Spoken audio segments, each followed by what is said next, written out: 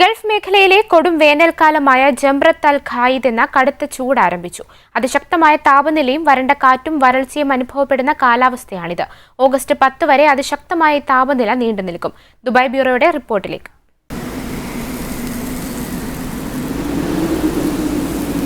UAE അടക്കം Gulf രാജ്യങ്ങളിൽ കടുത്ത വേനൽ ചൂട് ശക്തമായി.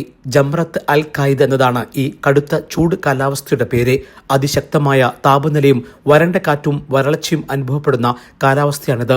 പുലർച്ചെ കിഴക്കൻ ചക്രവാളത്തിൽ ആദ്യത്തെ ജെമിനി നക്ഷത്രം പ്രത്യക്ഷപ്പെട്ടതോടെയാണ് ഈ കാലഘട്ടം ആരംഭിച്ചത്.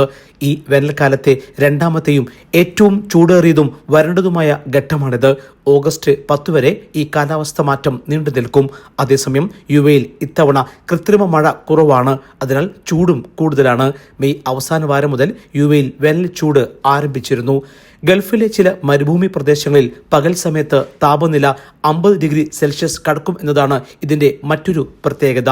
ഇതോടൊപ്പം വരണ്ടതും ചുട്ടുപൊള്ളുന്നതുമായ കാറ്റും ആഞ്ഞു വീശും. ഈ വേനൽക്കാല ഘട്ടങ്ങളിൽ മണ്ണിന്റെ ഉപരിതല താപനില 65 ഡിഗ്രി സെൽഷ്യസ് വരെ എത്താനും സാധ്യതയുണ്ട്. തുടർച്ചയായ ഉഷ്ണതരംഗങ്ങളും ഈ സമയത്ത് പ്രതീക്ഷിക്കാം. അതിനാൽ ഈ വേനൽക്കാലത്ത് ഏറ്റവും കൂടുതൽ ജാഗ്രത പാലിക്കേണ്ട സമയം കൂടിയാണിത്. Elvis Chumar, Jai Hind News, Dubai. First time in television history, one man's 17-year TV show, 850 plus episodes, one anchor every week, 17 years, Middle East This Week, only on Jai Hind TV. An Elvis Chumar TV show.